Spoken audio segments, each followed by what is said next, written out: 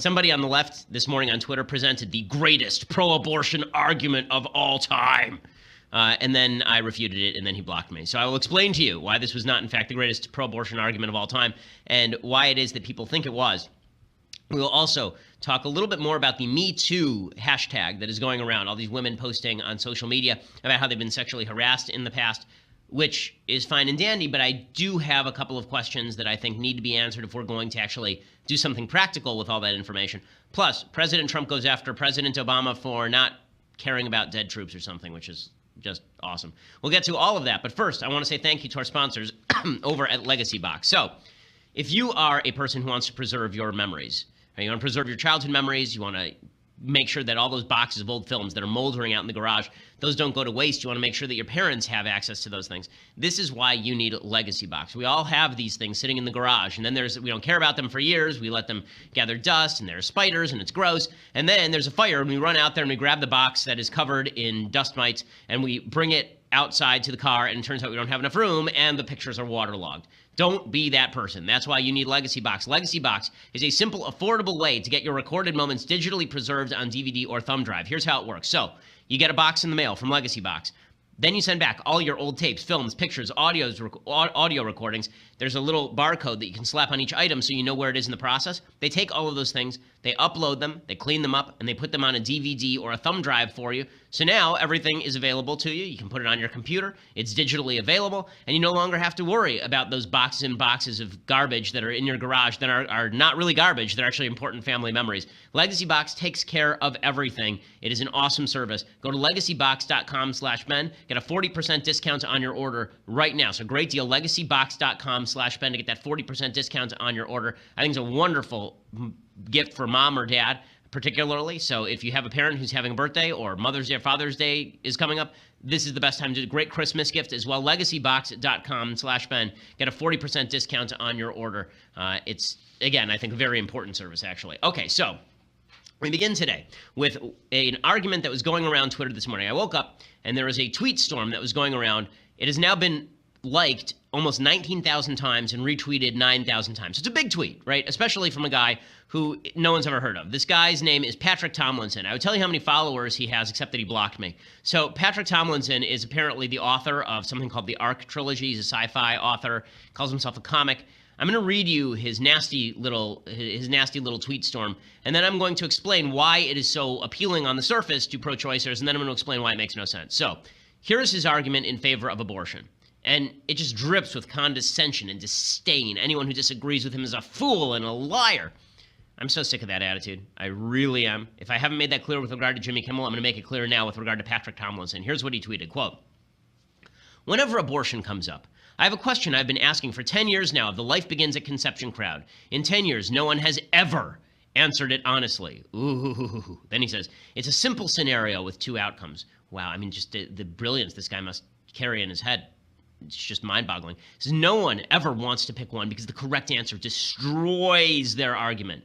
There is a correct answer, which is why the pro-life crowd hates the question. Here it is. Are you ready? So good. You're in a fertility clinic. Why isn't important? The fire alarm goes off. You run for the exit. As you run down the hallway, you hear a child screaming from behind a door. You throw open the door and find a 5-year-old child crying for help. Exciting, no? They're in one corner of the room. In the other corner, there, by the way, is spelled They''re. The genius writer knows. They're in one corner of the room.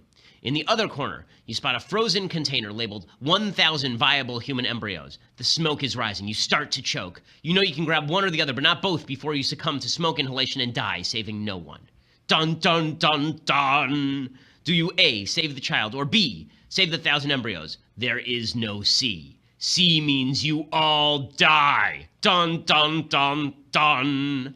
He says, in a decade of arguing with anti-abortion people about the definition of human life, I have never gotten a single straight A or B answer to this question, and I never will. They will never answer honestly because we all instinctively understand the right answer is A. A human life is worth more than 1,000 embryos, or 10,000, or 1,000,000, because they are not the same, not morally, not ethically, not biologically. This question absolutely eviscerates their arguments, and their refusal to answer confirms that they know it to be true. No one, anywhere, actually believes an embryo is equivalent to a child. That person does not exist. They are lying to you. They are lying to you to try and evoke an emotional response, a paternal response using false equivalency.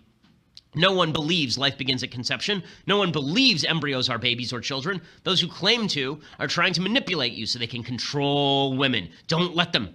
Use this question to call them out. Reveal them for what they are. Demand they answer your question, and when they don't, slap that big old scarlet P of the patriarchy on them. The end. Wow. Mind. Pew. Blown. Just amazing. I mean, just the utter genius of this guy. If I had thought of this example, like if I had thought of this hypothetical stupid question, like, I don't know, 10 years ago, totally would have changed my worldview. I would have voted for Hillary Clinton, and I'd be wearing a sticker with a pussy hat on it. Okay, so let's put aside the fact that this guy's obviously a douchebag. The commenters on the Twitter thread are properly puzzled. The reason they're properly puzzled is because he is correct that your moral intuition suggests that you save the 5-year-old child and not the box marked 1,000 viable embryos. Here is why this does not prove the point he thinks that it proves. There are many reasons why this does not even come close to proving the point he thinks it proves. He thinks this proves that human embryos aren't life. He thinks that this proves that we are all liars when we say that human embryos are human life. He says that this proves that human embryos are not babies. He says that this proves that we are all liars. Okay, so here is why this is not true in any sense. So here are 4 reasons. First, moral instinct does not always mean you thought things through. So we have lots of moral instincts. Those moral instincts may be good, they may be right, they may be wrong. That does not provide a moral logic. Okay, just because you have a moral feeling does not mean that the logic is well thought out. So, for example, here's another famous thought experiment. I love thought experiments. I think they're fun. So that's why I'm focusing on this, because I think that it's good for you to get better at thought experiments, and it's fun for me to go through them. So here's another famous thought experiment. This, of course, is the trolley problem. Everyone knows of the trolley car problem. This is where you are standing on a railroad track, a trolley car track, and the track is right at the fork. Okay, you're standing right at the fork. It goes to the right and it goes to the left. On the left, there is Nell, who is tied to the track. And on the right, there are 5 people who are tied to the track. Okay, do you pull the switch and switch the trolley car from the one that is going to kill the 5 people to the one that is just going to kill Nell? Most people say yes, right? Okay, pretty easy answer, right? This is a utilitarian answer. We will save the 5 instead of saving the 1. Okay, now here is the more famous trolley car question. You are now standing on a bridge over the trolley car track. And on the track is tied Nell and 5 other people. So there's 6 people tied to the trolley car track. You're standing above on a bridge. And up next to you is standing Michael Moore. Okay, some big fatso. Now, if you take Michael Moore and you push him over the side of the bridge, and the trolley car is stopped by the weight of his grease against the skids, do you throw Michael Moore over the top of the bridge? Most people say no. Most people say there's a moral difference between me throwing a switch and me pushing somebody physically off a bridge to their doom. That's a moral intuition, but can you justify it? The answer is probably not. And what this demonstrates is that most people's moral intuition is not necessarily a thought through logic. And let's give another example, okay? We can give all sorts of these thought experiments proving that the moral intuition goes the other way. So, for example, let's say that instead of a 5-year-old and a box of 1,000 random viable embryos, it was a box of 2 embryos, and they were your children, right? You were infertile and your wife was infertile, but somehow, through a miracle, they've created 2 embryos that are your children, your only possibility of having children, and they are viable, so we know that they will implant and be fine, right? That's the premise of his question.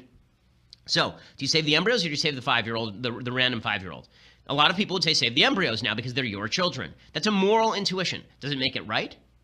I assume Tomlinson would say no. That just because you had a moral feeling one way or another doesn't mean that the feeling is justified. And let's make it even easier. Okay, let's say that you have your 5-year-old, right? It's your child, and it's a 5-year-old now, right? It's my daughter, and she's 3.5 years old. And in the next room, there are 100 screaming adults, and I can only save 1. Right? Who do I save? My 3.5-year-old or the 100 screaming adults? Most parents would say they would save their 3.5-year-old. Does that make that a moral choice? Okay, this is the premise of every 24 episode ever. Right? It's always Kim Bauer, that idiot, getting captured, and then Jack has to decide whether to save the entire city of Los Angeles or his dumbass daughter. Right? It's the premise to every ticking bomb thriller is, it's Spider-Man, right? Mary Jane is falling off, and Spider-Man has to save Mary Jane, or he can save the bus full of screaming children. Which does he choose? And naturally, the producers allow him to get away with saving both. But his tendency is to save Mary Jane, right? Does that make it immoral? Is that a moral decision, or is it just a moral impetus? So just because you feel like you want to save the 5-year-old, that doesn't necessarily mean that you're correct. Okay, second point on this stupid hypothetical. It doesn't actually reveal the value of embryonic life. So we can agree with Tomlinson that you should save the 5-year-olds rather than the box of embryos on a moral level, and still that would not admit that embryonic life is meaningless. It would just mean that you care more about the 5-year-old life than you care about the embryonic life, whether they're viable or not. In fact, we can imagine a counter scenario where you care more about the embryonic life than the 5-year-old. So let's take a sci-fi scenario, since Tomlinson is a sci-fi writer. Let's take the sort of Battlestar Galactica scenario, okay? The fate of humanity rests on this one box full of 1,000 embryos that have males and females in them. And now there's a fire on your spaceship. And you can save a screaming 5-year-old, the only child, or, right, it's just you and the 5-year-old. There are no other people alive, right? That's the end of the human story. You can save those 1,000 embryos, and you can ensure that they are born from artificial wombs and they will live and create a new human species. Or you can save this one 5-year-old and you can both die alone in the middle of space. Which do you do? Right? So again, every sci-fi movie ever says you save the box of embryos. Does that mean that the 5-year-old is no longer a human life? Right? Because what he's doing is he's creating a false binary and then saying whichever one you choose, the other one's not a human life. I've just given you a bunch of false binaries and then said whichever one you choose is still a human life. So clearly that isn't true. So next point on this idiotic argument that the left thinks destroys all of the various arguments in favor of the pro-life movement. Okay, most pro-lifers already acknowledge that an already born human life takes priority over a not yet born human life. How do we know this? Because the vast majority of religions, in fact, all that I know of, including Catholic doctrine, say that if you have to choose between the life of the mother and the life of the unborn child, you choose the life of the mother. This is in Catholic doctrine, to give a perfect example from Catholic doctrine, because Catholics are the most strict on this. The doctrine is, let's say that you're a woman and you have uterine cancer, and chemo and surgery are the only way to prevent you from dying from this uterine cancer, and the side effect of the chemo is that it's going to kill the embryo. Are you allowed to get the chemo? Catholic doctrine says absolutely, and the doctor didn't do anything wrong. Why? Because we value the life of the mother, and you are not actively killing the child, you are passively killing the child. It's a secondary effect of the chemo that you're trying to do to save a life. The same exact premise applies in this particular hypothetical that Tomlinson puts forward. And finally, the hypothetical isn't reality. Okay, this is the part that's the stupidest. I'm not even arguing with the hypothetical now. The hypothetical is saying 5-year-old child versus embryos, choose. When women get abortions, they don't have a choice between 5-year-old child and the embryo. They are just choosing to kill the embryo. An abortion doctor doesn't have a 5-year-old child with a gun to their head in the next room and says, well, I've saved that 5-year-old. I'm going to kill this baby now. Instead, the doctor just says, would you like to kill the baby? And the woman says yes, and they're done. So it doesn't hold in any way. But this is what the left likes to do. They pose false hypotheticals that don't actually prove their point, and then they say, if you answer me, you've proved my point. Well, I answered him. I'd save the 5-year-old. It still didn't prove his point for all the reasons that I just said. So I said all of this on Twitter, and then he basically accused me of being gay and blocked me. So well done, Patrick Tomlinson. You've demonstrated fully how genius you are. No one could give you a straight answer. You are just an epic intellect. I'm stunned by the fact that no one has taken your genius at face value.